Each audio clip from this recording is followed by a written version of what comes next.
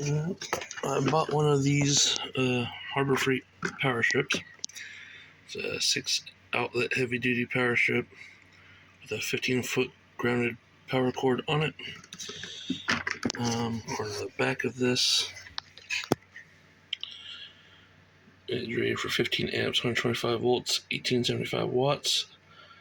I'm not sure if each receptacle is rated for that or not. I'm going to open it up and see what it looks like inside. It's got 8 screws on it, 2 on each side, and 2 on that. So I'm going to look inside here, see how it looks. But I bought this for the trailer. As you can see, it's got a little on-off switch. I bought this because of the 15-foot cord, which means I could plug this into my inverter on one side of my trailer, run the cord up and over and down to the other side, and the other one that has two USB ports on it only has like a 6-foot cord. So this one allows me to actually reach the side I want to mount this to. That way I have AC cords on each side of the trailer. I already have DC on one. I have to get my little city DC control box and mount that somewhere in the trailer too. But I'll go ahead and open this.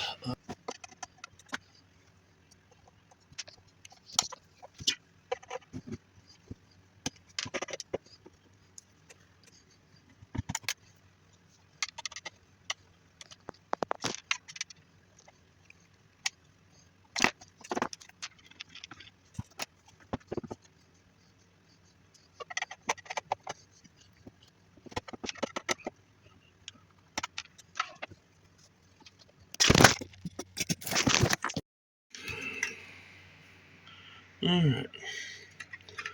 Well, here's the inside of it. That's the back plate. It came with a little plastic protector thing.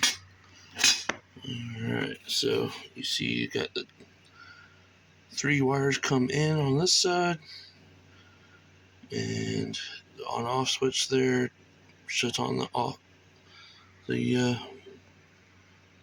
hot leg.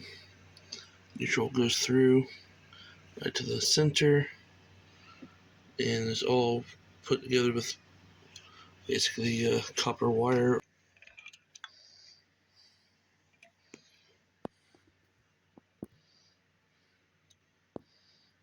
Interesting.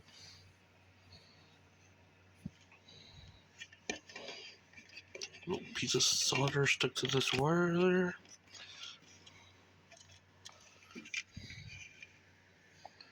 And the ground is just curled in here and soldered in, with this ground coming in just soldered right there. And looks like the same thing there that just curled around and soldered. Same there. And this one's just soldered right to this post. So they have the wire going through that loop, the hole, and soldered. So I would guess if the first point of failure would be if these get really hot. Alright, I just mounted my Harbor Freight little cord outlet post here. It's wired in.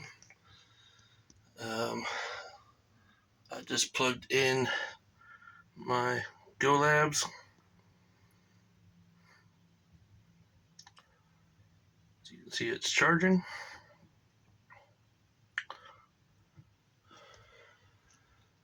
And I have it wired up the wall, across the ceiling, down that wall, and over to the inverter.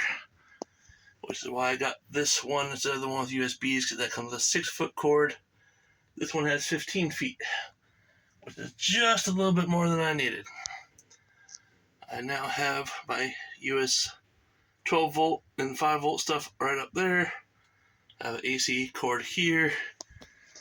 I have my inverter over there with another power strip over there. So now I have AC outlets on both sides of my trailer. I have DC outlets on both sides of my trailer. And this one obviously works because it's charging this. I have my GoLabs plugged in. I have my Hitachi battery plugged in to the Hitachi battery charger, charging. You can see with both of those loads is around 160 watts, just under that.